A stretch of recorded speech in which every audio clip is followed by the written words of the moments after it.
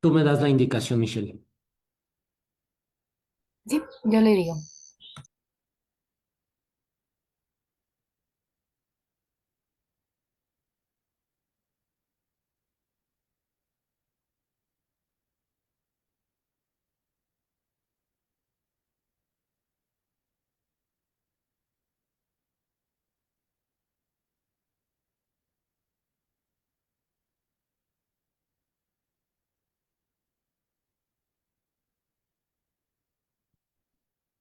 Sí, yo te lo traigo.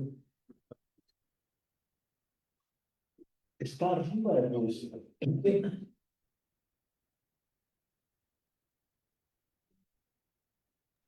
Ya estamos listos.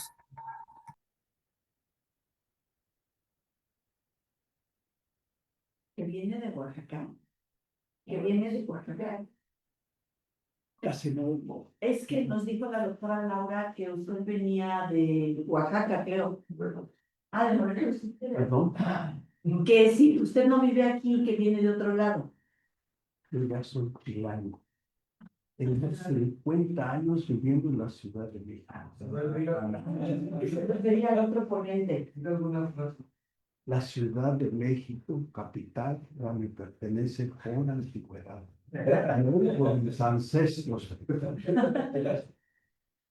Perdón, van a tener un poco de paciencia porque ya uso esos aparatos. ¿Sí? Sí oigo, pero a veces no con la nitidez que tiene el oído natural. No, tiene ruido, Ah, ya. pero bueno, es parte de la vida. Adelante, Ernesto. Bueno, primero quiero agradecer infinitamente al maestro Natalio Hernández que haya aceptado venir a esta conferencia magistral del indigenismo al humanismo. Es un libro eh, que será pues, el tema principal de esta conferencia. El maestro Natalio Hernández es poeta, fue alumno eh, del gran doctor Miguel León Portilla, un gran poeta, un gran escritor, el maestro Natalio Hernández en lengua náhuatl.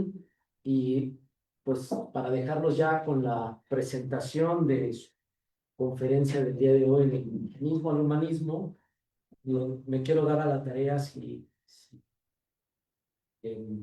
me lo permite usted, maestro, de leer el fragmento de una poesía maravillosa. Está publicada Que sea como una invocación, exactamente un preludio, a que los, no hay música, exacto, no hay copal, entonces pues, el poema nos va a ayudar. un gran poema del maestro Natalio que tiene una voz maravillosa, una voz propia, un estilo extraordinario como escritor, que se llama Yo soy indio. Yo soy indio porque me nombraron así los hombres blancos cuando llegaron a esta tierra nueva. Yo soy indio por error de los hombres blancos cuando llegaron a la tierra que gobernaban mis abuelos. Yo soy indio porque así me señalaron los hombres blancos para poderme aplastar y discriminar. Yo soy indio porque así nos llamaron los blancos a todos los hombres de este continente. Yo soy indio y ahora me enorgullece esta palabra con la que ayer se mofaban de mí los hombres blancos. Yo soy indio y ahora no me apena que así me llamen porque sé del error histórico de los blancos. Yo soy indio y ahora sé que tengo mis propias raíces y mi propio pensamiento. Yo soy indio y ahora sé que tengo mi propio rostro, mi propia mirada y mi propio sentimiento. Les pido un aplauso para el maestro de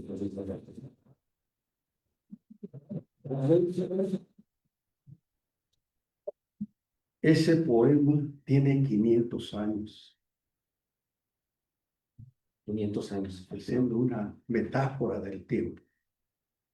Eh, es una broma lo que acabo de decir, pero sí ese poema tiene 40 años, casi 50, creo que cuando yo era un rebelde, un combatiente, pues, y en esa rebeldía, porque así hace 50 años, eh, el concepto de lucha era del ser indio, como los negros, cuando nuestro hermano Luther King, dicho en español, tuvo un sueño.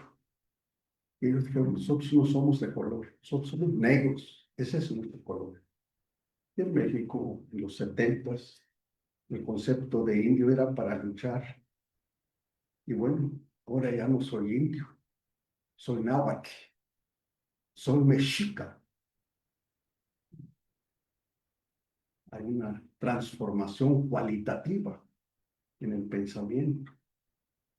Y con ese afán, y un poco para el diálogo intercultural a través de la poesía, que eso es lo que has hecho, querido Ernesto, les voy a compartir un poema de alegría. Adelante.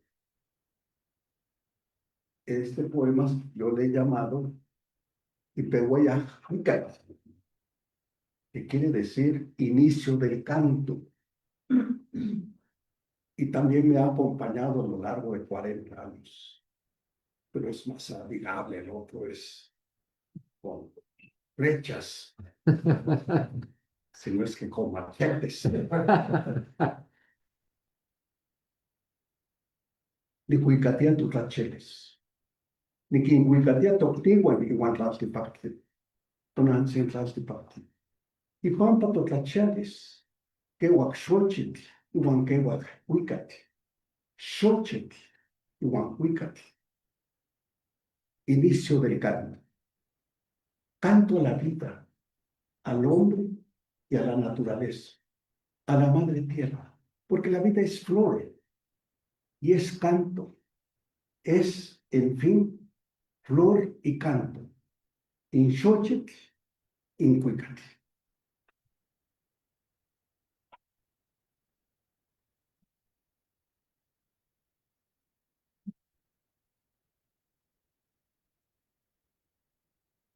A veces estas presentaciones tan formales, tan académicas, y todavía más cuando es una conferencia magistral, nos come lo académico, lo intelectual, lo cognitivo, y nos desnaturaliza como personas. El mundo occidental es muy racional. Nuestro mundo indígena, nuestro mundo mesoamericano es intuitivo, es afectivo, es amoroso, pues, a la manera de nuestro poeta chiapaneco Jaime Sabines, que hablaba de los amorosos. Y yo, al preparar esta presentación, dije, ¿y dónde queda mi alma, mi espíritu? ¿Dónde queda el Xochitl en esta conferencia magistral? Y Ernesto, junto Laura. con Laura, son los culpables de que yo esté aquí. Y ellos bautizaron esta conferencia magistral, ¿no? No es la primera que me encuentro con una propuesta de dar una conferencia magistral y me asusta. Porque yo soy doctor no acreditado académicamente. Yo soy doctor acreditado afectivamente, honrosamente, porque el doctorado que recibí hace 2 años es un doctorado honoris causa por el Colegio de Veracruz. Y tengo la medalla al mérito veracruzano por la UV de mi tierra, la Universidad de Veracruz. Nunca he dado clases allí, pero sí acompañé a mi paisano Enrique Florescano, que él sí era doctor acreditado y en serio. Me invitó a presentar su libro hace ya como 15, 20 años, Memoria Indígena. Y todo porque le dije, querido florescano, paisano, con tu libro Memoria Indígena, has roto tus paradigmas occidentales en la investigación. Me abrazó y me dijo, Natalio, te invito a presentar mi libro a la Universidad de Veracruz. Solamente así entré como su Topil, como su Benjamín. Yo creo que estamos viviendo un momento crucial de la humanidad, no de México, en donde hay una confrontación planetaria entre el mundo racional, y ya llegamos a la inteligencia artificial, que a mí me asusta. ¿No? Al rato que, si en 10 años o antes, a lo mejor me va a recibir allí en la entrada un robot. A eso vamos. Esa es como la línea de pensamiento occidental, pero hay otro pensamiento que no es occidental, que es oriental, ¿no? Que tiene una gran fuerza, el conocimiento mítico, ¿no? El mito, esto que tanto estudió mi amigo y mi hermano López Oste. Un día, fue concretamente el 85. ¿Cuántos años han pasado? 40, exactamente. 40. Le dije, hermano, quiero que me ilustres 6 libros que son los manuales para la incorporación de contenidos étnicos a la currícula de la educación primaria. Dice Natalia, no tengo tiempo. ¿Por qué? Estoy muy ocupado yendo a Teotihuacán a estudiar el Xonencuil. ¿Quién sabe qué es el Xonencuil? Ustedes que son maestros y doctores del conocimiento. No, ni idea. Es un gusanito de 2 cabezas. Aparecen los sellos prehispánicos.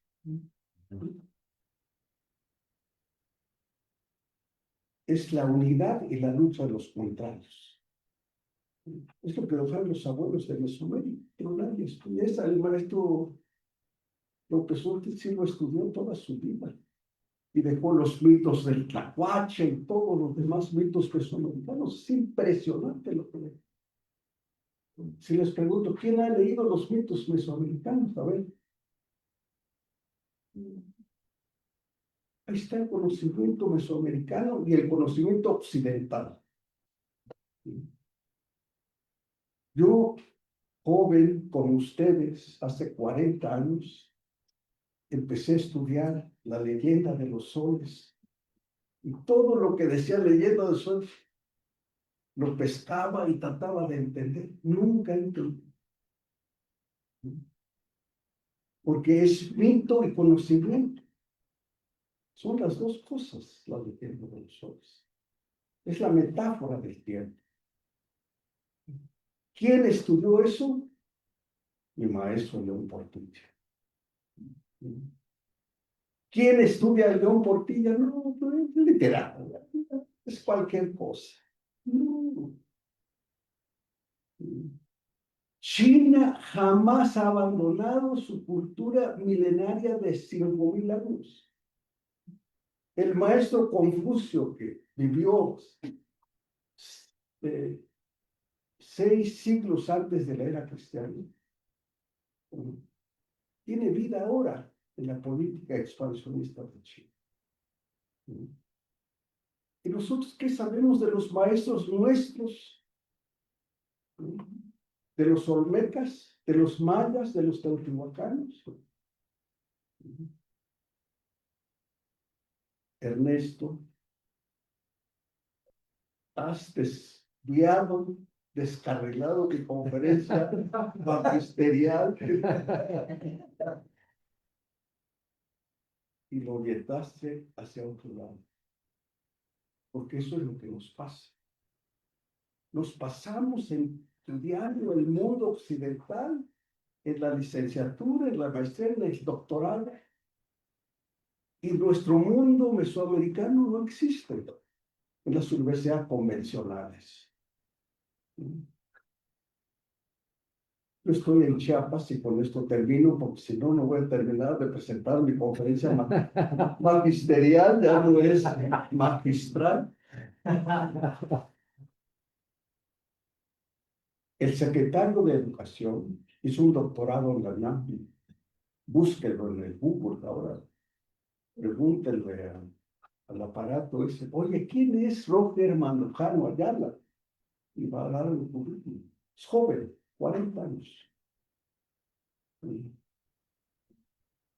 Maestría en psicología, doctorado en ciencias políticas y por ahí más.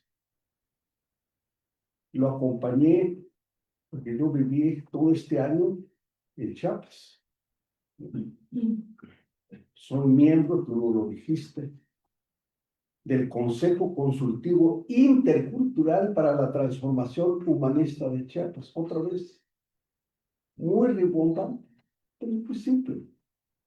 Somos 6 integrantes de ese Consejo Consultivo Intercultural para la Transformación Humanista de Chiapas, que encabeza Eduardo Ramírez Aguilar, actual gobernador, que lleva un año. El próximo 7 de noviembre, dentro de 8 días, 7 de diciembre, rinde su primer informe. Y su secretario de Educación es un joven académico de la UNAM en su doctorado. Lo acompañé a una reunión de universidades, ¿no?, de América Latina y el Caribe. Vinieron 2 ponentes españoles. Y a mí me impresionó que al final de ese evento, donde estuvo el secretario, yo lo acompañé, ¿no?, en enero, febrero de este año. Las conclusiones las dieron los 2 españoles. Dije, no puede ser. Entonces, ¿qué dijeron mis paisanos de Latinoamérica y de las Antillas? Nos siguen haciendo la tarea los españoles, no puede ser. Pero lo más importante es que alguno de los ponentes comentó, no, el rector, o el secretario académico de la universidad, eso fue en la UNICACH, la Universidad Autónoma de Ciencias y Artes de Chiapas, porque hay 3, la UNICACH, la UNACH y la UNICH.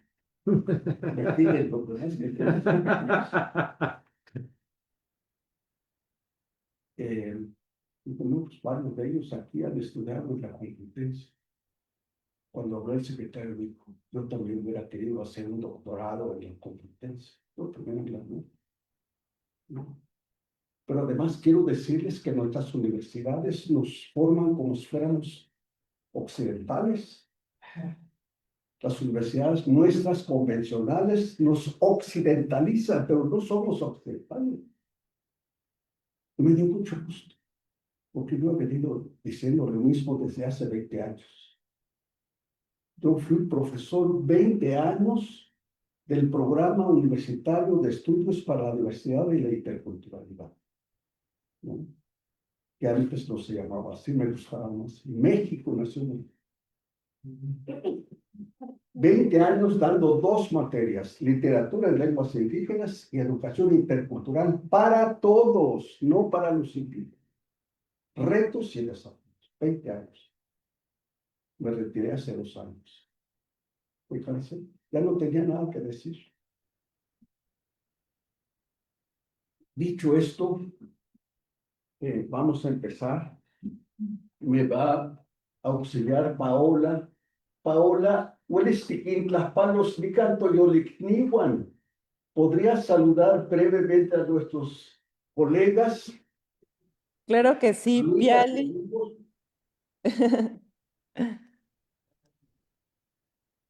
Piali, muy buenos días. Soy Paola López, Unas asistente palabritas, del porque yo ya maestro. me excedí en el preámbulo. Cuando usted me indique, maestro, empezamos. Que cuando le indique, Un saludo, empieza. nada más. Ah, Es que les como decía que voy a poner, Piali Me da Bueno, mucho gusto saludarlos. Soy mire, Paola yo López. voy a estar auxiliando, porque Ajá. luego yo me traigo, me voy por la libre y ya no puedo. ¿Qué pasa con todo esto, Ernesto? ¿Qué hago? Voy para allá. Ya me borró. No, es que se me fue, pero... Dile que ya no me distraiga. Soy muy distraído. Bueno, ya vimos. A ver, aquí es donde se le va moviendo al nuestro. Así es exactamente. Ahí está la prensa. Exactamente. Bueno, esta conferencia magistral que yo he rebautizado como magisterial, me gusta mucho. Para docentes, para maestros, también para investigadores. Se la dedico a mi maestro Miguel León Portilla, con quien caminé 40 años. Lo conocí en 1980 y nunca más nos separamos. Nos encontramos en Milpalta, donde hay una resistencia de los hermanos nahuas de Milpalta, de la alcaldía, de no dejar morir el náhuatl, ¿no? Y don Miguel, al final, fue un clamatini. Para mí el clamatini rebasa la concepción del doctor, del académico, ¿no? Un sabio. Tenemos muchos sabios en la historia de la humanidad, ¿para qué los nombres? Son muchos. Tengo un libro que se llama, no se los muestro al final, para no distraernos más, que se llama 5 lienzos para mi maestro Miguel León. Ese libro resume mi camino de 40 años. Cada lienzo representa simbólicamente 8 o 10 años.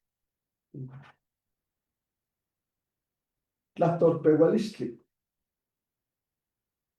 Venía pensando en el camino, si todavía me dará tiempo para que la próxima conferencia magisterial no sé cómo se llama, conferencia magistral o magisterial, la pueda dar en náhuatl en la UNAM. No sé, ¿no? Hoy digo eso porque me hubiera gustado hacerlo con ustedes, pero no es el momento. Ahora ya escuchamos tu voz. Sí, maestro, ya lo saludé. Bueno, lee por favor esta parte del Tlahtorpehualistli. Claro que sí. Agradezco la invitación que me hacen los doctores Laura Alicia Soto y Ernesto Gallardo, coordinadores del Diplomado Interculturalidad, Cultura y Filosofía Mexicana de la Facultad de Filosofía y Letras de la UNAM. El tema del indigenismo al humanismo constituye una magnífica oportunidad para mirar retrospectivamente lo que ocurrió en el siglo XX en las relaciones de los pueblos indígenas con el Estado y con el conjunto de la sociedad mexicana. También nos permite mirar la perspectiva del siglo XXI hacia un país incluyente de nuestras culturas ancestrales como esencia y fundamento del nuevo proyecto de nación. Las camas de Paola, vamos a pasar a la siguiente lámina. Síguele, por favor. Me voy a detener en donde yo considere que es importante o necesario subrayar o abundar un poquito en el tema. Creo que los textos en general se explican en sí mismos. Bien, introducción. Ruptura del indigenismo mexicano del siglo XX.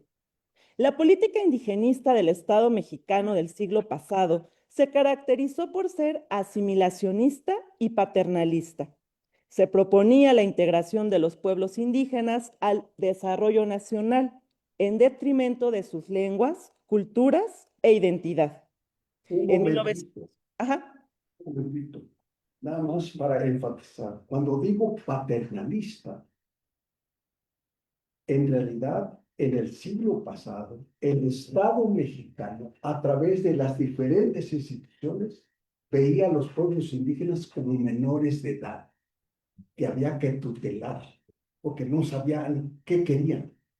Hasta ese grado llegamos, no hace 500 años, hace 100 años.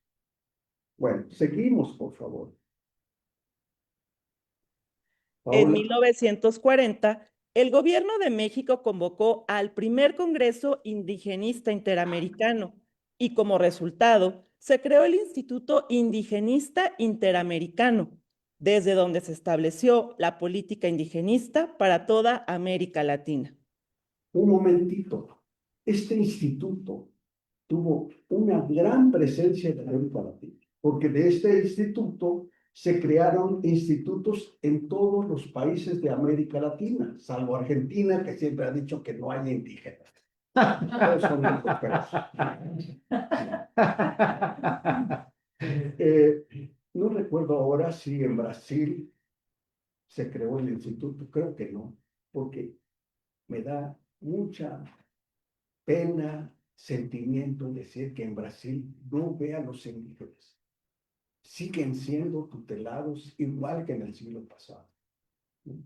Porque incluso en el siglo pasado, cuando un indígena de la Amazonía iba a algún congreso internacional, tenían que ponerle a alguien que lo cuidara, que lo guiara. Bien. Y en México, el Instituto Nacional Indigenista se creó en 1948, o sea, 8 años después del Congreso y de la creación de la Triple I. Y así estuvo hasta que Fox le cambió el nombre por Comisión Nacional para el Desarrollo de los Pueblos Indígenas, CDI, y se mantuvo durante Fox, durante el siguiente presidente. Calderón. Calderón. Felipe Calderón. Calderón y Peña Nieto. Y con el anterior presidente López Obrador se cambió a Instituto Nacional de los Pueblos Indígenas, INPI, y así se llama ahora. Entonces lo comento. Y al crearse el Instituto Nacional Indigenista, que tuvo una época extraordinaria, porque no todo fue malo, pues hubo cosas muy importantes en la política indigenista, que en algún momento lo voy a comentar. Pero los primeros centros coordinadores indigenistas, que eran como las filiales del Instituto Central, se desarrollaron en Chiapas, en Oaxaca, en Michoacán, en la Tarahumara, los primeros centros coordinadores. Y luego se fue extendiendo a casi la mayoría de los estados de la República. Actualmente hay como 150 centros coordinadores en el país. Y en cada estado, el INPI o el INI desde el principio tuvo delegados, un delegado del INI en cada estado. Y ahora son delegados del INPI en cada estado. Es un tema amplio, pero no nos vamos a detener. Adelante, por favor. La antropología desempeñó un papel importante en el diseño de la política indigenista del Estado mexicano, cuya ruptura se produjo en la década de los 70, como puede leerse en el libro de eso que llaman Antropología Mexicana, suscrito por Guillermo Bonfil Batalla, Margarita Nolasco, Enrique Valencia, Mercedes Olivera, entre otros. Coméntales las ilustraciones brevemente, Paola. Sí, claro que sí. En la primera ilustración, la que tenemos en la parte superior, corresponde al primer Congreso Indigenista Interamericano de 1940. En primer plano se puede ver al presidente Lázaro Cárdenas. Y la imagen de abajo es justamente la portada del libro de eso que llaman Antropología Mexicana, que fue publicado en 1970 por la editorial Nuestro Tiempo. Como se dan cuenta, dentro de la misma antropología hubo una ruptura terrible, porque había quienes, entre ellos Aguirre Beltrán, Alfonso Caso, entregados totalmente a una política indigenista a partir de la antropología que fundó Manuel Gamio, que fue el maestro, ¿no? ¿Cómo se dice? El pionero de la antropología en México. Seguimos, Paola. siguiendo con la introducción y con esta parte de la ruptura del indigenismo mexicano del siglo XX, pues en los 70s, como comenta el maestro, pues hubo como esta ruptura. Entonces, frente a esta realidad, se suscribieron las declaraciones de Barbados, con el lema por la liberación del indígena. La primera declaración fue en 1971, suscrita por antropólogos de América Latina, cuestionando la política indigenista del Estado, la Iglesia y a la propia antropología. La segunda declaración fue suscrita en 1977, firmada por líderes indígenas de América Latina como resultado de las discusiones de la reunión conjunta con los antropólogos. Por México participaron Cirila Sánchez, chatina de Oaxaca, Víctor de la Cruz, zapoteco del Istmo de Tehuantepec, y Natalio Hernández, náhuatl de la Huasteca Veracruzana. Brevemente comentaré que la reunión de Barbados, como dice, se realizó en 1971. En aquel tiempo yo pensaba que los únicos Barbados eran los occidentales.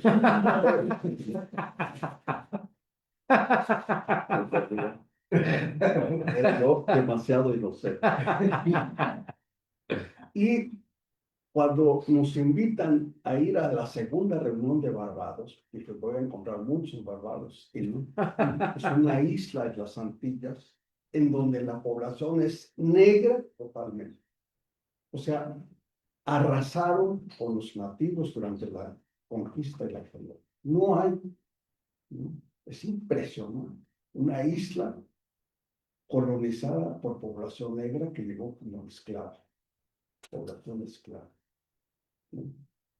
Y participamos Víctor de la Cruz, que hizo el doctorado en letras en filosofía. Él fue investigador del CIESES, poeta, investigador, brillante, ya murió. Cirila Sánchez era jovencita. A los 5 o 6 años se volvió senadora de la República. Ya murió hace como 10, 12 años, ¿no? Chatina de Oaxaca. Y su servidor, uno de los sobrevivientes. Seguimos, Paola. Sí, bueno, comentarles que en la fotografía pues sale Guillermo Bonfil Batalla, que ya dijimos que fue de los que hicieron el libro de eso que llaman antropología, uno de los autores, y él participó en la declaración de 1971 y Cirila Sánchez ya comentó el maestro. Bien. Bueno, Ajá. un comentario de Bonfil Batalla. ¿Quién ha leído El México Profundo de Guillermo Bonfil?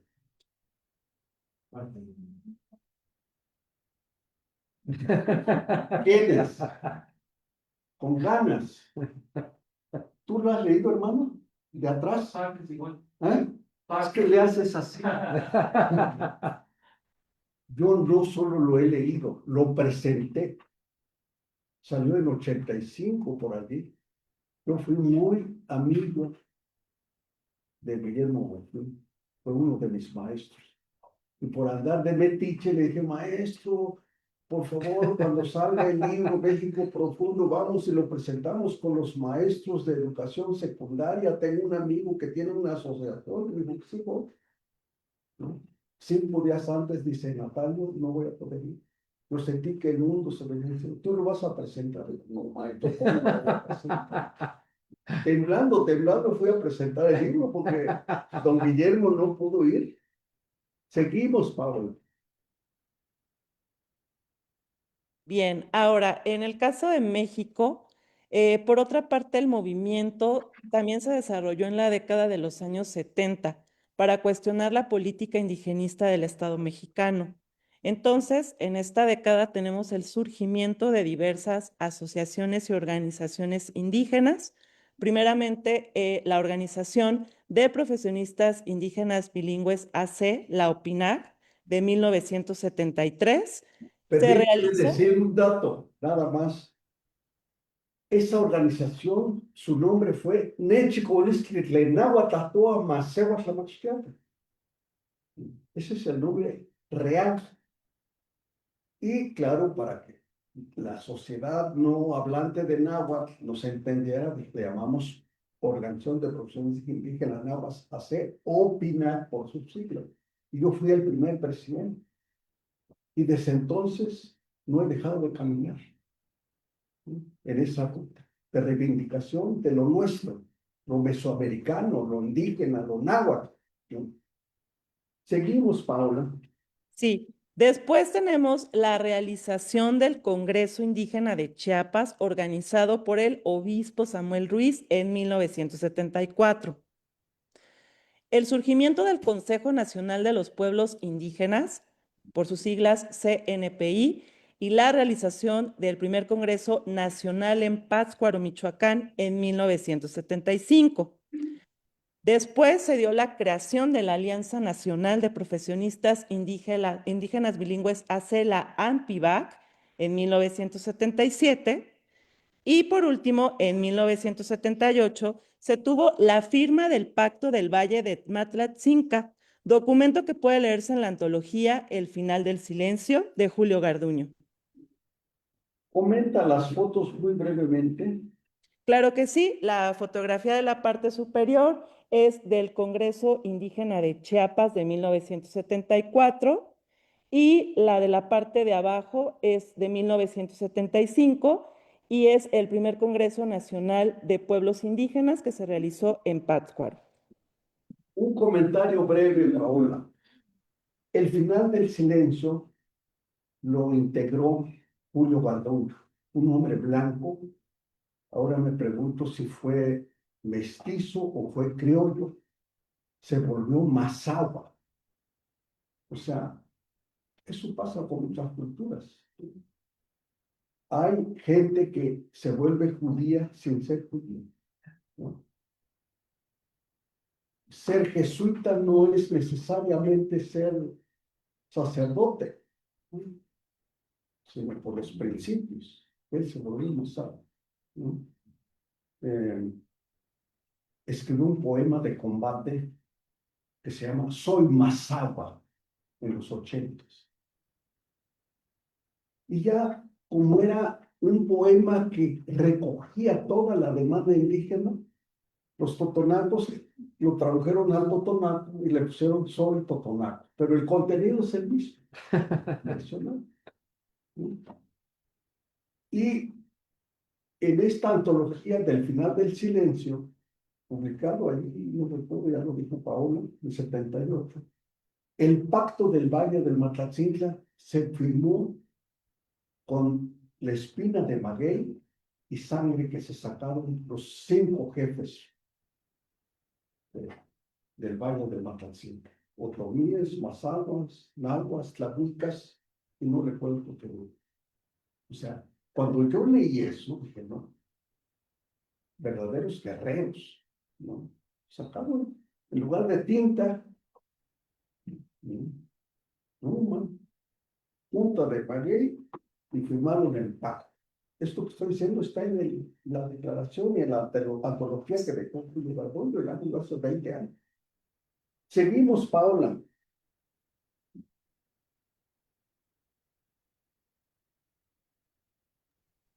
Finalmente, bueno, de los 70s se dio este movimiento y hasta los años 90 transcurren 3 acontecimientos que impactan al movimiento indígena contemporáneo de América en general y de manera específica al movimiento indígena de México. Primero, el movimiento continental, 500 años de resistencia indígena, negra y popular, de 1992.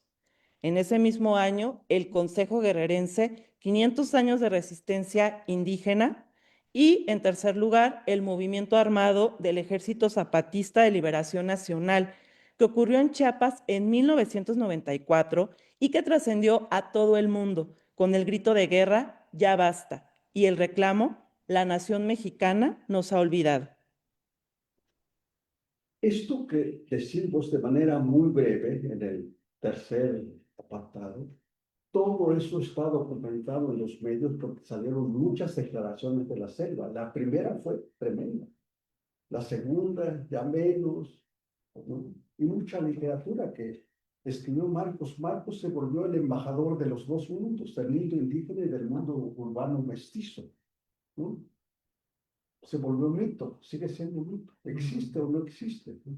A lo mejor lo encontramos en algún lado de la ciudad, en Iztapalapa o en Polanco o en cualquier parte, ¿no?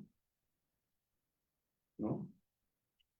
Y esa foto impresionante que le dio la vuelta al mundo, porque fueron los momentos de mayor enfrentamiento entre el ejército zapatista y los hermanos indígenas de Chiapas. Y las mujeres fueron un papel protagónico. Adelante, Paola, por favor. Y bueno, ¿cómo impactan estos años desde los 70s hasta los 90s al movimiento indígena en cuanto a lo jurídico y lo político? Pues bueno, se dio una primera reforma constitucional para el reconocimiento de los pueblos indígenas en el artículo 4 de la Constitución en 1992. Un pequeño comentario, Paola. Esta primera reforma no la escribieron los indígenas. Escribieron don Guillermo Bonfil y Arturo Barba, que siempre fueron aliados del movimiento indígena, ¿no? Y es un poema. Gracias al movimiento continental y al encuentro de dos mundos que cumplían 500 años. Y dice, la nación mexicana tiene una composición pluricultural sustentada originalmente en los pueblos indígenas. Así empezó la primera reforma. Pero gracias pues al movimiento continental y al quien Consejo Guerrerense, 500 años de resistencia. Seguimos. Perdón, Paola, Sí. la segunda reforma. Sí, la segunda reforma constitucional al artículo 2 de la Constitución Política en el 2001, como resultado de los acuerdos de San Andrés Larrainzar de 1996. Y Sí. por último, el año pasado, hubo una tercera reforma constitucional que reconoce a los pueblos indígenas como sujetos de derecho público, con autonomía y patrimonio propio, en el contexto de la cuarta transformación del país. Comenta las fotos, por favor. Sí, la primera, la de la parte superior, es del año 2001. El Ejército Zapatista se presentó en la Cámara de Diputados y, bueno, tomaron la tribuna. Y la fotografía de abajo es del año pasado, cuando se aprobó la reforma constitucional al artículo 2 de 2024. Muy bien. Esos tres momentos, la reforma del 92, la de 2001 y la del año pasado, sintetizan para mí el camino de la lucha que se inicia con las declaraciones de Barbados. Va caminando. Recuerden que la reforma del 2001 estuvo muy cuestionada, de que no incorporó todo lo que decían los acuerdos de Santa Andrés del 96. Pero la del año pasado, los pueblos indígenas, dice la canción, son sujetos de derecho público. ¿Qué sucede ahora? Tenemos 4 pisos: la federación, los estados, los municipios y los pueblos. ¿Y qué significa? Que recursos que empiezan a bajar directamente a los pueblos sin pasar por el estado ni por el municipio. Pero ¿cuántos años vamos a echar de lápiz? Del 70 a la fecha. 50. 50 años. más. 55. No le restes, hermano.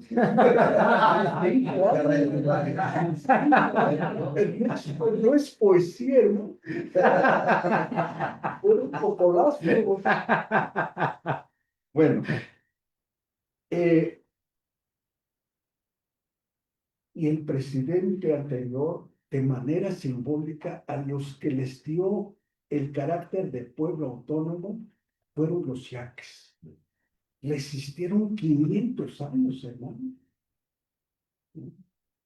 Porfirio Díaz los mandó a cortar el Elequén a Yucatán Muchos murieron allá, otros regresaron caminando a su tierra.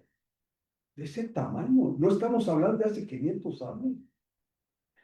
Cárdenas dejó el acuerdo para que se les dieran sus tierras, nadie lo ejecutó. Hoy tienen, no sé, ¿cuántas hectáreas tienen los yaques de Paola? Si no mal recuerdo, son cerca de 200,000 hectáreas Tienen de cultivo. sistemas de riego de primer mundo. Tienen hospitales, no sé, no digo, Hospital de Los Ángeles, es exagerado. Tienen universidad autónoma como la UNAM, universidad ya. Un premio de 500 años, hermano. Seguimos, Paola. Y abajo está, ¿no comentaste la foto? Sí. Sí. Bueno, Sí, sí la comentamos. La firma de seguimos, Paola. Sí, bien. Ahora, la prospectiva sería, pues, ir del indigenismo que ya vimos hacia el humanismo. Estamos en una coyuntura histórica de trascender lo que el Estado mexicano diseñó como política indigenista del siglo XX, con una orientación integracionista, hacia un nuevo proyecto de nación incluyente que trascienda al humanismo del siglo XXI.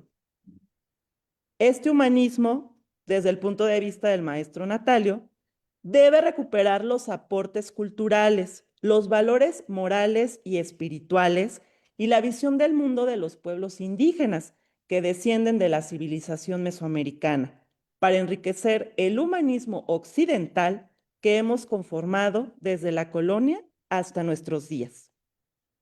Lo anterior nos lleva a desarrollar nuevas narrativas que den cuenta de las relaciones interculturales que se establecen actualmente entre los pueblos indígenas, el Estado y la sociedad mexicana en su conjunto. Paola, no voy a hacer comentarios de estos tres párrafos porque va a ser el punto de reflexión y de diálogo con nuestros amigos que están aquí en el diplomado. Yo ya dije, después de todo lo que vimos como antecedente y como introducción, estamos ya en la perspectiva de este siglo. Y estos tres párrafos resumen lo que yo vislumbro hacia adelante. Y ese va a ser el tema del diálogo y del conversatorio de este grupo. Yo veo a algunos colegas, amigos ahí con su librito particular. Si alguien tiene, ¿no?, algún pendiente, ¿no?, con su familia, con su trabajo, con lo que sea, puede salir de él. ¿Sí? Esta sesión es de 2 horas, a lo mejor terminamos antes, ¿no? Hay que ir a buscar un pulque o una quesadilla, lo que encontremos. Yo he hecho un gran esfuerzo, yo debería de estar descansando. Yo llegué ayer del Chiapas, estuve una semana como miembro del Consejo Consultivo Intercultural, ¿no? Entonces, esta lámina con sus 3 apartados, párrafos, no lo voy a comentar porque va a ser el tema de reflexión de aquí en adelante, la parte que falta. Seguimos, Pablo. Bien, pues entonces vamos a entrar un poco de lleno al libro que nos convoca hoy, del indigenismo al humanismo. Este libro el maestro Natalio lo publicó el año pasado bajo el sello de Editorial Trajín. Es un libro que está compuesto de 7 ensayos que el maestro, pues a lo largo de 20 años, ha trabajado en diferentes eventos o para diferentes publicaciones. Entonces, voy a dar lectura a estos ensayos y vamos a ver que no están organizados cronológicamente, sino temáticamente. Entonces, el primer ensayo es justamente el que da título al libro, Del indigenismo del siglo XX al humanismo del siglo XXI. Este ensayo está en un libro que el maestro publicó en 2009, que se llama De la exclusión al diálogo intercultural. El segundo ensayo es Nuestra memoria ancestral y el futuro de nuestros pueblos. Este ensayo es de uno que el maestro dictó sobre las 3 declaraciones de Barbados en el 2023, que lo invitaron por parte del CIESAS a, pues justamente platicar cómo ha sido el impacto de estas declaraciones. Tercero, diversidad y diálogo intercultural, del conflicto a la creatividad. Este es una conferencia del 2007 que el maestro dictó en el Fórum Universal de las Culturas en Monterrey. El cuarto, la reforma constitucional indígena y la educación superior. Fue parte del seminario Interculturalidad en las políticas educativas, organizado por el SPORCEP y la CEPAL en el 2023. El quinto, las lenguas indígenas, esencia de nuestra identidad.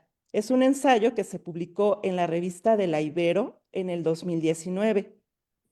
El sexto, Yancuic Macehual Xochitlactoli, nueva literatura indígena. Este fue del año pasado en un evento que se llamó Cachitos por la Lectura, que fue la develación de los cachitos de la Lotería Nacional que conmemoraron a los escritores en lenguas indígenas. Y el maestro Natalio justamente fue parte de uno de estos cachitos de la lotería. Y esto lo organizó la SEP, el Instituto Nacional de los Pueblos Indígenas, el Instituto Nacional de Bellas Artes y Literatura y la Lotería Nacional.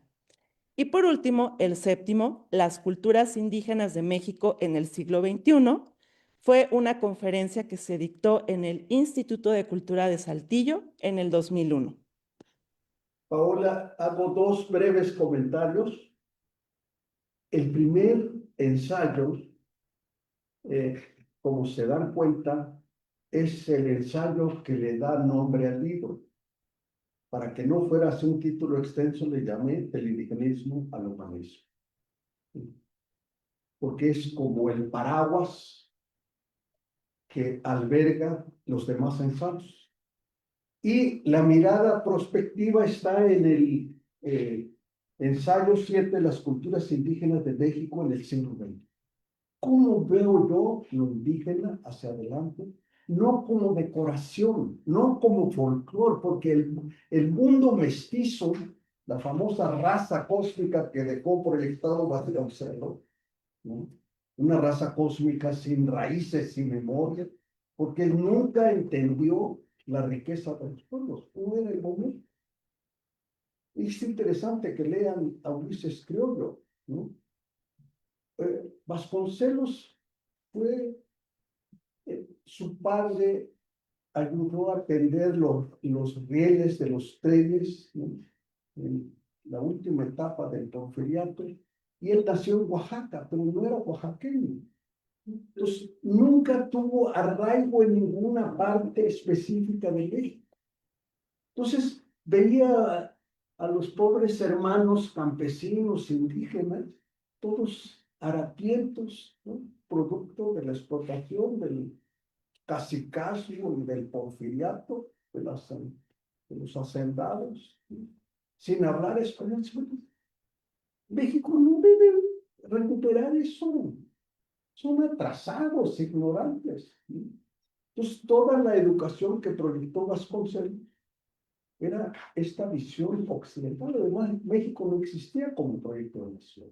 Había un analfabetismo del 70% después de la Revolución Mexicana. Había pobreza, insalubridad, ¿no? No había maestros preparados. Los maestros rurales que construyeron las bases del sistema educativo, que hoy, gracias a eso, estamos aquí, eran cuarto de primaria, ni siquiera la primaria. Eso fue el México que arrancó después de la revolución de 10 años de cuetazos de 1910 a 1920. La CEP se fundó en 1921. O sea, Vasconcelos fue un gran maestro, un filósofo, escritor, ¿no? Le puso la frase a nuestra universidad, a nuestra casa de estudios, pero su visión era totalmente occidental, ¿no? Y no hemos podido salir de eso. Por eso el mundo que está abajo, que dijo don Guillermo Bonfil Portalla, ¿no? El México profundo, una civilización negada, está abajo, pero ahora empieza a levantar el piso de cemento para empezar a hablar, que vamos a ver más adelante. Entonces, las culturas indígenas de México en el siglo XXI yo lo escribí hace 24 años. ¿sí? Y lo fui a dar en Saltillo, Coahuila. Y el que me invitó era el director de Culturas Populares. Y me decía, Natalio, aquí no hay indígenas. ¿De veras? Quedan ahí. Le digo, ¿dónde quedaron? Si es territorio indígena, no es territorio gabacho. Ya entrado en eso, me dice mi padre, en sus momentos más nostálgicos, se encerraba en el baño, se ponía un penacho y danzaba en la soledad. Muchas culturas tuvieron ese destino después de la conquista y la colonia. Y muchos de nuestros ancestros viven en nosotros, en ese silencio. Entonces, el 7 debería estar al principio, ahora es el mundo indígena, así funciona. Es otra lógica, pues. Seguimos, Paola.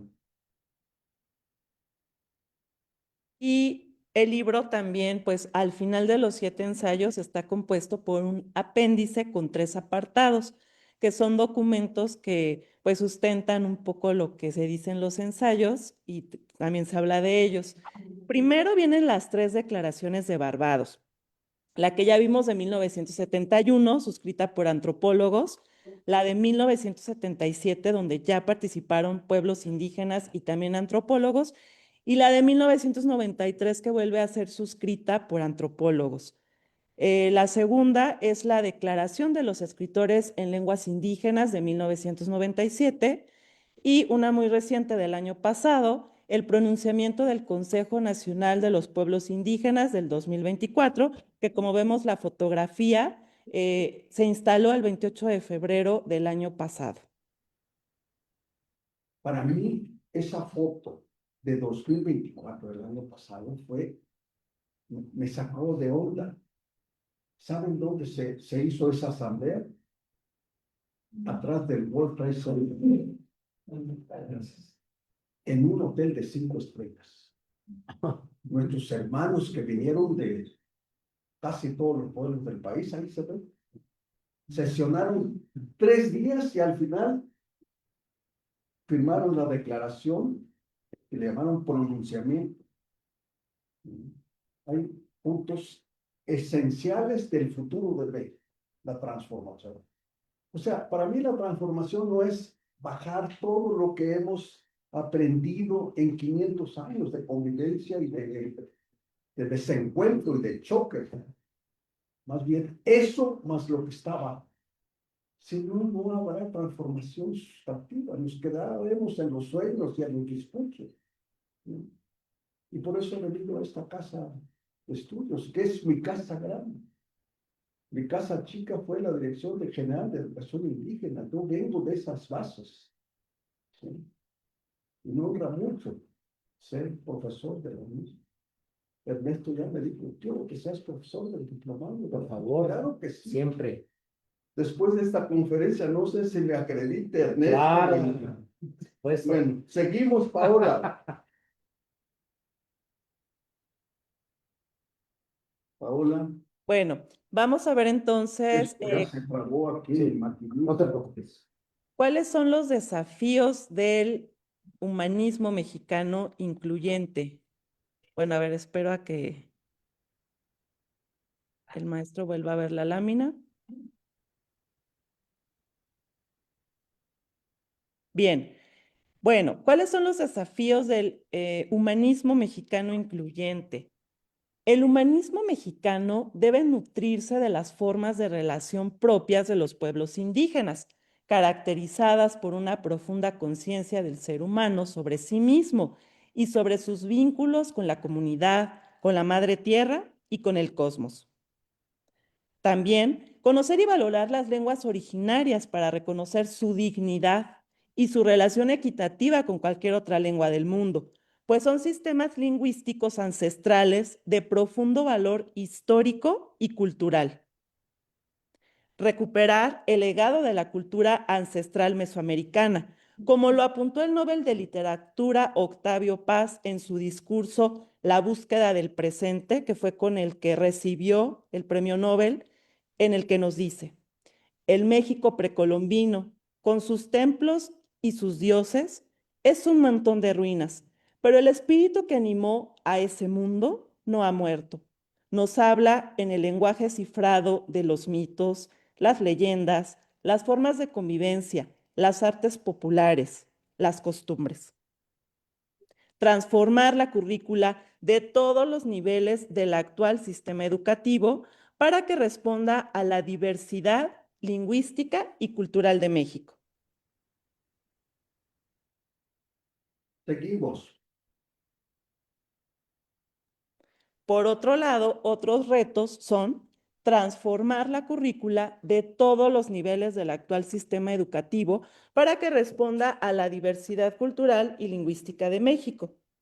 Aprovechar el legado de los historiadores y humanistas que en diferentes momentos históricos de nuestro país han aportado información sustantiva para la comprensión del México antiguo y su vigencia en el momento actual.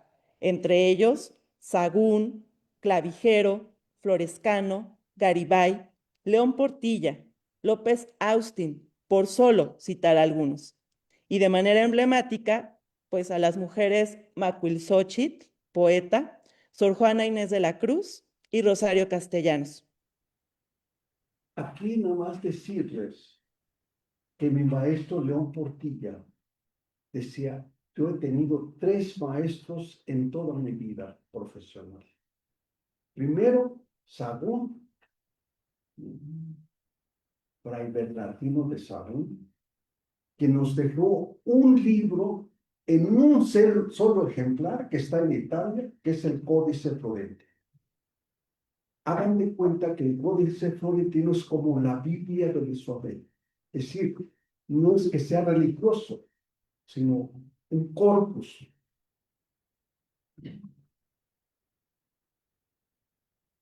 Nosotros queremos traer el penacho de Moctezuma, que es importante, ¿no? Es simbólico, es majestuoso, ¿no?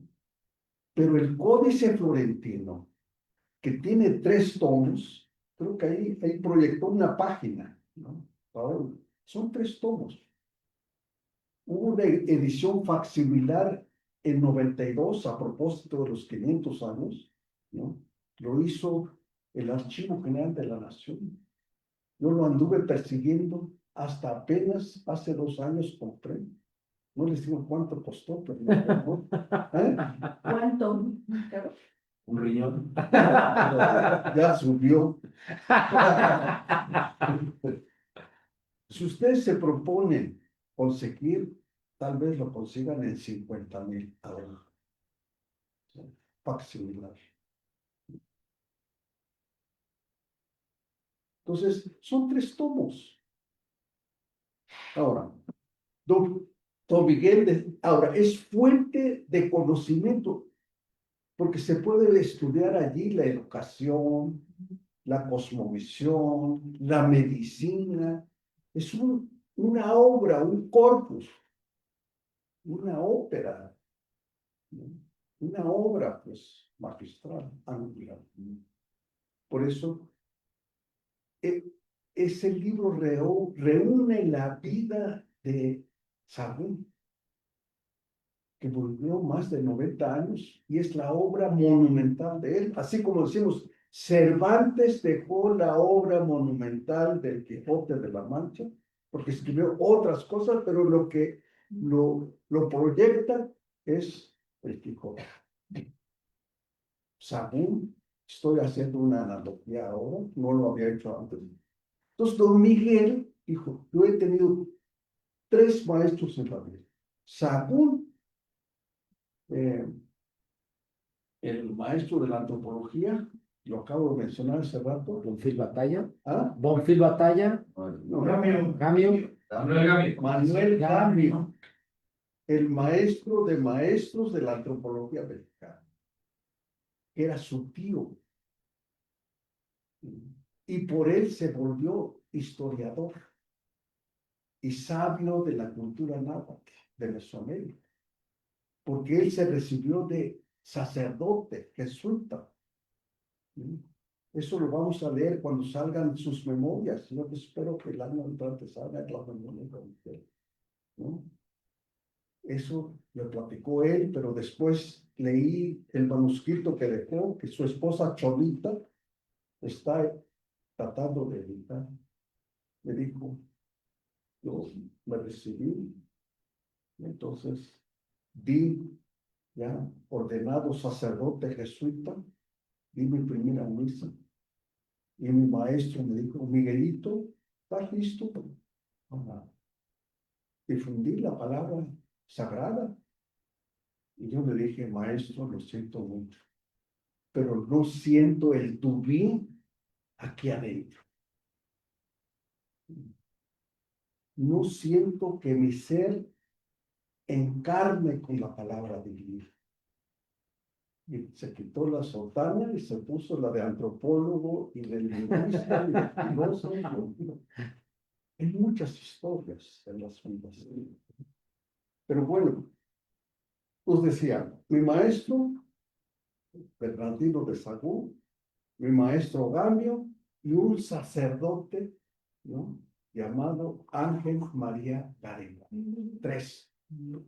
Y yo, Natalio Hernández, náhuatl, de la Huasteca Veracruzana, yo digo, tengo 4 grandes maestros: Sagún, Gamio, Garibay y Leopoldo. Este libro me iluminó sobre la literatura náhuatl. Es una piedra angular que dejó en 2 tomos el maestro Garibay, honrosamente publicado en la UNAM. Digo, perdón, no en la UNAM, Orrúa, pero todo el contenido lo desarrolló acá, porque se volvió profesor de la UNAM. Y Miguelito, mi maestro, se volvió su Benjamín de Garibay. Ya lo platicaba. Bueno, llegaba porque era muy huraño. Ese era hombre blanco y barbado. Platica don Miguel. Todas sus anécdotas. Llegaba, daba clases en la UNAM. Él abrió el camino en filosofía y letras. Y quien calificaba los apuntes de los alumnos del maestro Garibay era don Miguelito, en este tiempo jovencito. Y le dijo, maestro, yo quiero hacer mi tesis de doctorado sobre filosofía náhuatl. ¿Y hablas náhuatl? ¿No? Es como si yo quisiera hacer la filosofía de los griegos en hablar griego. Ponte a estudiar náhuatl. El día que sepas náhuatl, vienes y entonces sí te asesoro.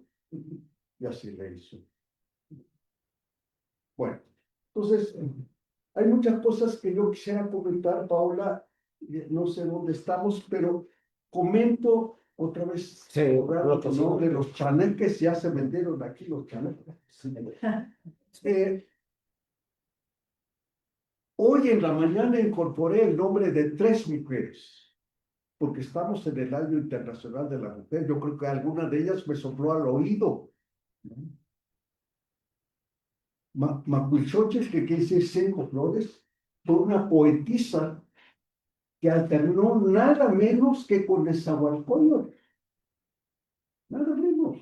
Nezahualcóyotl sigue caminando por el mundo. Nosotros no nos damos cuenta, porque andamos persiguiendo a Cervantes, a García Márquez, a este peruano que admiro mucho, ¿no? Vargas Llosa. Vargas Llosa, claro, ¿no? Los he leído, los disfruto, porque es de otros mundos, ¿no? Pero también tengo que disfrutar la literatura de mi propio mundo mesoamericano. Un día pregunté por él a un colega, amigo y hermano, no voy a decir el nombre, habla francés, náhuatl, inglés, español. Digo, oye, ¿tú sabes algo de Macuilxochitl? Y me recitó todo lo que era. Y me está hablando. A ese nivel estamos todavía, la oscuridad de lo nuestro. Por eso influye. Sor Juana Inés de la Cruz, que yo leí sus primeros poemas en la secundaria, ¿no? Hombres necios que acusáis a la mujer sin razón, sin ver que sois la ocasión de lo mismo que ocupáis, acoso, ¿no? Hoy le llamamos acoso, pero también es romance, desde luego. Porque si la chica voltea, pues, pero gracias a Octavio Paz, que leí El laberinto de la soledad, porque estaba en el momento en que él se preguntaba quién era, porque él era criollo, hasta que empezó a meterse al mundo indígena, que está muy revuelto con, sobre todo en la colonia y los años de tiempo. Y dejó una obra extraordinaria, Octavio Paz, vende muchas otras, Piedra de Sol y todo eso, pero léanse Sor Juana Inés de la Cruz o Las trampas de la fe, que le llevó 30, 40 años para dejar esa obra extraordinaria a Octavio Paz. Y lo que lo transformó es que se confrontó con el mundo oriental. Él fue embajador en la India. Y allí no cuadró el mundo occidental, ¿no? De donde él venía, que era México, con el mundo oriental. Y entendió otras dimensiones de la realidad, ¿no? Y eso lo dice en sus poemas, hay muchos que hablan de esa confrontación. Y por eso al final escribió este discurso en busca de nuestro presente. ¿Sí? Al final superó el laberinto de la soledad, pero después del premio vivió 3, 4 años y se fue. Entonces, y finalmente, bueno, Sor Juana Inés de la Cruz habló náhuatl. Yo fui a dar accidentalmente a Panuaya. ¿Quién ha ido a Mecameca, Panuaya? Levanten la mano. Tienen que ir los demás, si no, no se van a entender por qué estamos aquí. Empecé a caminar porque fui a un encuentro de teatro comunitario cerca de Panuaya. ¿Cómo se llama un pueblo que sigue? Tlalmanalco. ¿Eh? Tlalmanalco. Tlalmanalco. Antes de Tlalmanalco. Nepantla. Nepantla, ¿qué es donde nació? No, Sor Juana. Amecameca. Amecameca. Son pueblitos muy cercanos. Y fui a dar, porque yo soy un andante, un caminante, a la ex hacienda, que ahora es Casa de Cultura. No he regresado, estoy hablando del 96, ¿no? Allí vivió su infancia, Sor Juana. Y nunca, por lo que después he leído de los ensayos sobre su vida, nunca dejó de participar en los rituales a nuestro gran señor Popocatépetl. Entonces, y por eso lo incluí. Y finalmente, Rosario Castellanos. ¿Quién ha leído a un canal? Levanten la mano. Obligadamente. Oficio de tinieblas. ¿Quién? Esas dos obras yo las leí hace 40 años. Y entendí que Rosario vivió un dilema entre el mundo indígena y el mundo mestizo. Más bien criollo, porque ella fue hija de un hacendado, ¿no? Rosario Castellanos, los castellanos eran los coletos de San Cristóbal y de Juan también. Entonces su mundo estuvo partido entre el mundo indígena y el mundo, ni siquiera mestizo, ¿no? Criollo, español. Y tomó partido, ¿no? Por los indígenas. Ella habló Tzotzil, a lo mejor habló latín porque era muy cultivada, ¿no? Entonces, hay un premio Rosario, medalla Rosario Castellanos en Chiapas, no en Chiapas, es una convocatoria abierta. Yo recibí este año la medalla Rosario Castellanos. Y de manera casi accidental, me hablaron 30 días antes de salir la convocatoria que se quería participar como candidato me propuso la Asociación de Escritores en Lenguas Indígenas, que yo fundé en 93. Me propuso y gané la medalla.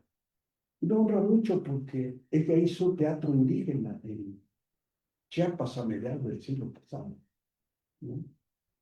Y fue una mujer extraordinaria. En mi discurso le llamé Rosario Castellanos, humanista del siglo XX, porque murió a mediados del siglo pasado. Una mujer extraordinaria, combativa, ¿no? Por eso incluí a 3 mujeres emblemáticas, ¿no? Prehispánico, Huitzilopochtli, Sor Juana de la Colonia, que tuvieron que pasar 200 años para que pudieran reconocer que lo que dejó escrito Sor Juana era literatura. Eso no lo digo yo, lo escrito. Hasta el principio del siglo pasado empezó a valorarse su método, la literatura, ¿no? Porque no coincidía con los cánones que venían de España en la colonia para la literatura que se estaban generando en la Nueva España. Así son los tiempos. Y Rosario Castellanos representa a la literatura mexicana del siglo pasado, del siglo XX. O sea, hay 3 momentos históricos en esas 3 mujeres emblemáticas. Y si nos queremos ir a un plano universal, tenemos que citar a una griega, ¿no? ¿Cómo se llama? Paola, que admiro mucho. Safo. ¿No? Safo. Una mujer adelantada a su tiempo, muy locochona. Así pasa cuando se atreven a mirar más hacia adelante. Adelante, Paola. Sí, como parte de estos desafíos Vamos a también terminar. ampliar los espacios académicos en las universidades convencionales del país para desarrollar el tema intercultural de manera transversal en la formación de profesionales indígenas y no indígenas en las diferentes carreras y disciplinas. Y por último, superar los prejuicios y la percepción estereotipada que la sociedad mexicana tiene de los pueblos indígenas a través del conocimiento de las diferentes dimensiones de su realidad, que el maestro ha identificado estas 7: jurídico, política, conocimientos indígenas, artística y literaria, cultural, lingüística y educativa, desarrollo con identidad, comunicación intercultural y diplomacia indígena. Ernesto, otra vez se trabó esto. Comento brevemente. Comenta la foto antes de que yo participe, Paola, por favor. Sí, claro. La fotografía que ilustra esta lámina se tomó en el 2020. Fue un evento que se tuvo construyendo un decenio de acciones para las lenguas indígenas. La UNESCO decretó todo un decenio, 10 años, para que se conmemoraran, se celebraran y se difundan las lenguas indígenas. Entonces, este evento fue previo a que se lanzara ese decenio. Fue en México, se puede ver pues al presidente López Obrador y varios grupos indígenas que participaron en este evento, como bien dice aquí, de alto nivel. Solamente decirles que para mí esta fotografía es emblemática de esa mirada hacia adelante, la mirada, ¿cómo se llama? La prospectiva, no perspectiva, prospectiva, o sea, la imagen que nos estamos imaginando hacia adelante de los pueblos indígenas, las gentes indígenas en un nuevo escenario social, local, nacional, internacional y planetario. En esta foto, si me buscan ahí está, no les voy a decir dónde estoy. Cuando yo llegué, porque eso es el palacio, ¿no? Lo encabezó el presidente López Obrador. Yo iba de guayabera, ¿no? Porque ahorita el traje, ya no indígena, sino el traje también de gala de la sociedad en su conjunto, es la guayabera, es muy cómodo. Yo iba con mi guayabera por allí, y al lado se sentó un señor con un traje impecable. Traje, ahorita vengo por la moderna, pero el señor de traje impecable, con una asistente joven, ¿no? Totalmente humano también, él. Y yo dije, pues este señor viene de Europa, viene de Holanda, de Francia, de algún lado. ¿No? Canadá. Sí. Y cuando empezó la ceremonia, sacó su penacho. Ahí está. No tengo nada. Estuve a punto de traer mi penacho. O sea, el mundo y lo que es lo que yo digo.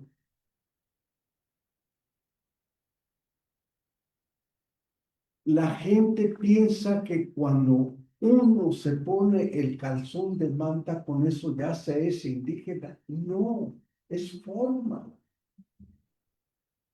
no es esencia. Y lo que viene es un mundo indígena de forma y de esencia.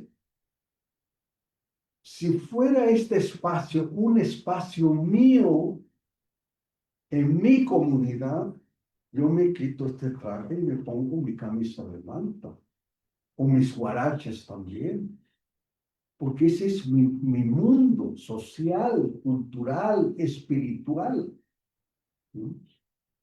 Entonces, el mestizo, el urbano, el criollo, nos quiere ver siempre de la misma manera, como si no hubiéramos cambiado de la conquista para acá. ¿No? Y dicho lo anterior, se abre el conversatorio. La socamate vieja, Paola.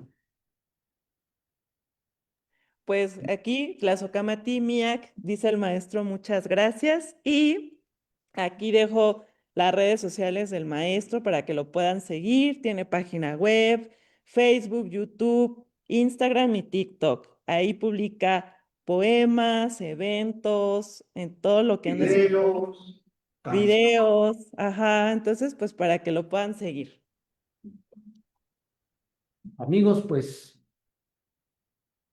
está abierto el micrófono y la posibilidad, pues si ustedes quieren preguntarle algo al maestro Natalio Hernández, me encantaría que lo hicieran. Estamos, Adriana, por favor. Por favor, me van a compartir su nombre y de qué escuela o institución vienen. Para mí es muy importante. Paola, Sí, Paola, maestro, sí. ¿me puedes auxiliar para registrar el nombre y la institución académica o pública de donde viene el participante o la Sí, participante? sí, claro. No es para otra cosa, es para seguir dialogando. Yo no quiero seguir sembrando en el desierto. Yo quiero formar un jardín, una milpa, un área de cultivo de todo lo que he venido haciendo. Así es que dicho lo anterior, le damos a usted la palabra. Mi nombre es Adriana Covarrubias y vengo de Filosofía y Letras, pero la carrera es Historia. ¿De qué nivel? ¿Posgrado? No, licenciatura. Y mi pregunta es, considerando la trayectoria que usted ha tenido, ¿cree que es demasiado el poder que se le ha dado a los pueblos originales? A ver otra vez. Lo pregunto porque No, la pregunta. sí, ¿considera usted, considerando toda su carrera, su experiencia, que actualmente tienen poca o mucha fuerza que este gobierno, la 4T, le ha dado a los pueblos originarios? Yo diría, ni mucha ni poca, la necesaria que corresponde al momento histórico. ¿Sí? y hay que decirlo. El presidente de la Suprema Corte de Justicia de la Nación es mixteco, licenciado de Derecho no por la máxima casa de estudios, que nos honraría todavía más, ¿no? Sino por la Universidad Autónoma Benito Juárez de Oaxaca, académicamente. Socialmente, él es de un pueblo de la Mixteca de Oaxaca, concretamente, no recuerdo ahora el pueblo, pero de la región de Oaxaca, digo de Tlaxiaco, que fue una villa importantísima. Pero es una villa y una ciudad antigua, prehispánica y contemporánea de pueblos mixtecos. Entonces, hubo Aguilar Ortiz no representa a los pueblos indígenas como presidente de la Suprema Corte, representa a los mexicanos, de todos los colores, de todos los orígenes y de todos los estratos sociales. Es histórico. ¿Quién lo hizo también? Juárez. Igual. Creo que no hemos estudiado a nuestros personajes desde diferentes aristas. O los ensalzamos o los condenamos. Juárez fue uno de los presidentes que se conectó con la gente, con los pueblos. Aparte de que anduvo cargando la República por todo el país para que no perdiera su carácter de república, porque los conservadores estaban así al acecho. Todos lo sabemos. Juárez fue un gran académico y un gran ser humano. Juárez estudió el derecho romano al revés y al derecho. Y habló zapoteco, habló español, seguramente habló griego o latín, pero lo que sí habló fue inglés. O sea, la historia lo ve, sí, un pastorcito que se perdió con sus ovejas y mejor vino a Oaxaca para que su familia no lo reprendiera. Para la universidad y se volvió presidente. Así como no. Entonces, hay un brinco de Juárez hasta otro oaxaqueño que no es zapoteco, es mixteco. Entonces, Hugo tiene el poder legitimado necesario para abrir el futuro de México desde la raíz. La cuarta transformación no es de arriba, es de abajo. Y ese es el gran riesgo. Porque ya tuvimos 3 descalabros. ¿Quiénes hicieron realmente la independencia? No los militares. Porque eran españoles, eran de la colonia, comandados por Calleja. Era un ejército imperial. ¿Quién hizo realmente? El ejército del pueblo, con machetes, palos, pedras, ¿no?